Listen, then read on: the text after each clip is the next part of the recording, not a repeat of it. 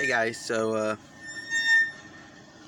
was this interview with Fox News with Rose McGowan, and in the interview, Rose McGowan said, living in a cult was less traumatizing than living in America.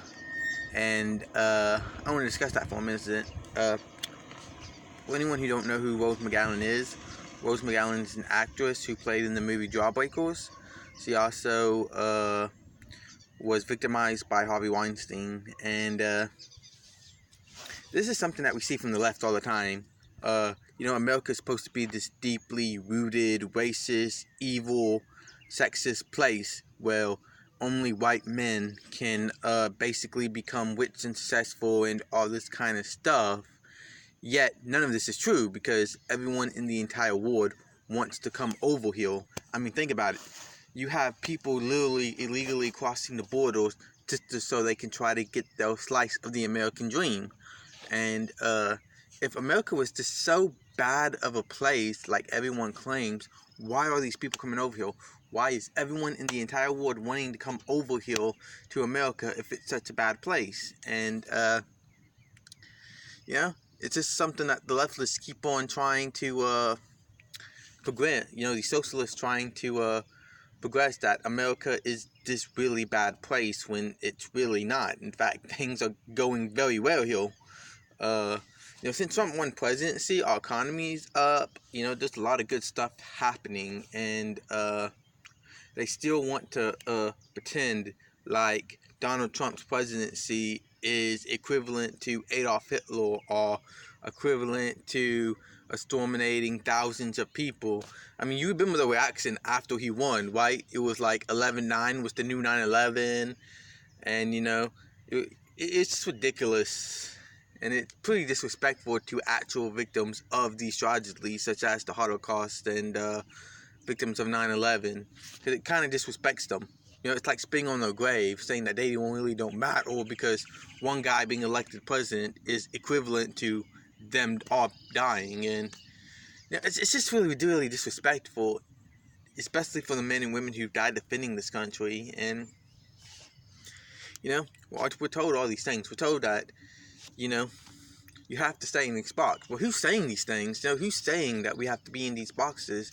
Who is saying that America is deeply racist? Who is keeping America racist? And the question, the answer is simple. The simple answer is the Democrats are doing this all.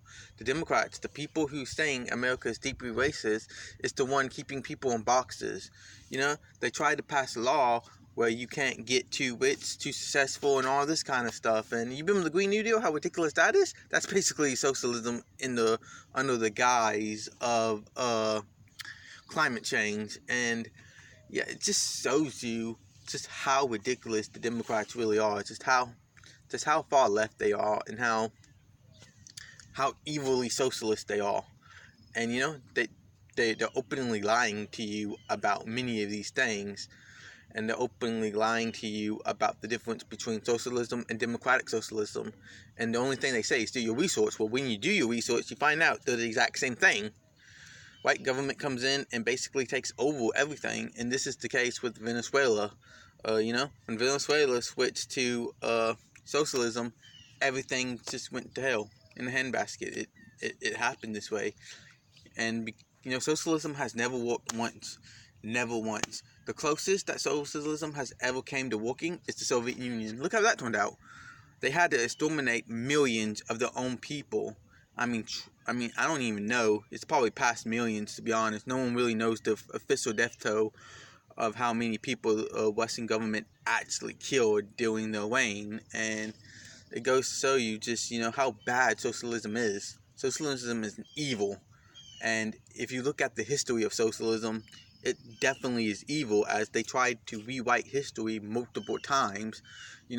It's, I guess, the best example of how bad socialism is if you read the book 1984. 1984 was this basically dystopia where everything's good, everything's great.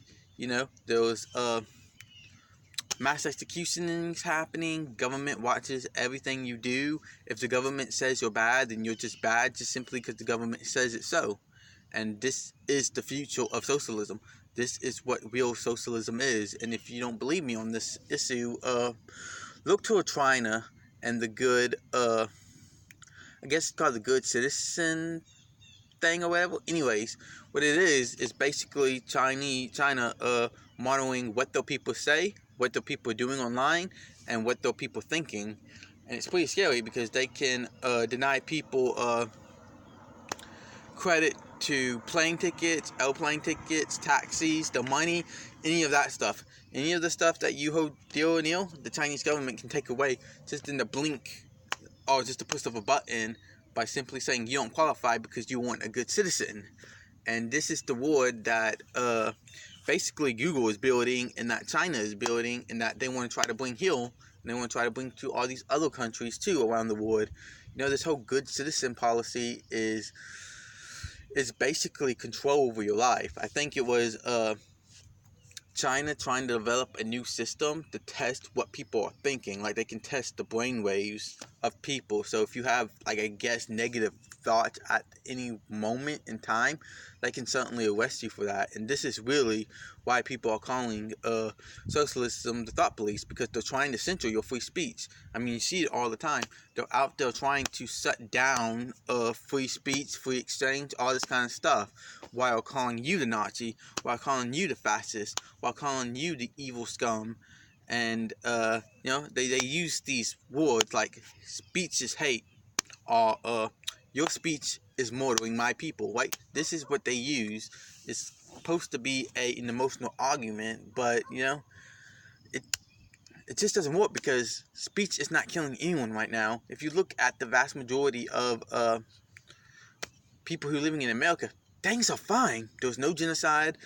Most people, who even poor people, you know, have refrigerators, PlayStations,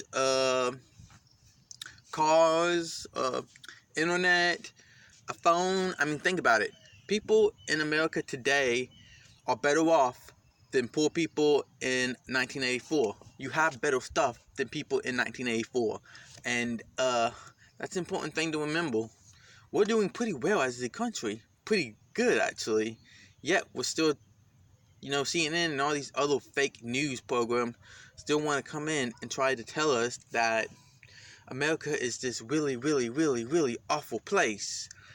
And, you know, the more this lie gets spread, the more it is becoming apparent, the more people is going to believe it.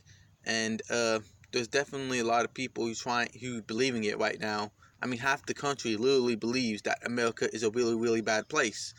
And when you have half the country believing that, it's going to lead us down a path of civil war. I know I talk about the Civil War too much or a lot, but it's because it's true, and it's because we might be actually headed toward a bad direction, which leads to a civil war happening in this country. And like I said, I think it's going to happen sooner than most people realize. I think it's most likely going to happen between 2025 and 2030 at most. And at worst, it happened between 2025 and 2040. So, think about this. It took the Nazis were formed in the 1920s. Took them close to 2 decades just to get into power. They didn't get even into power until I believe it was 1935, and then they really started the war in 1938. So when you think about the war happened between 1939, between 1938, between 1945, and those are important dates to remember because that tells you how long it's going to take for something to happen. And even with the Civil War, you know, things were happening way before the Civil War even began. It was something like 3 or 4 decades before the actual war broke out that the nation was already divided. And you know, it says that we're heading down the wrong path, and I believe we are about to engage in some type of civil war. And people who say, well, they're too small, don't forget, Soviet Union didn't even have enough people to take over basically Moscow, right? They couldn't take over Moscow. They had to use other groups just to do it. And once they got into power, they betrayed the other groups and just became the Soviet Union. That's an important thing to remember in history. That's it for the day. Thank you.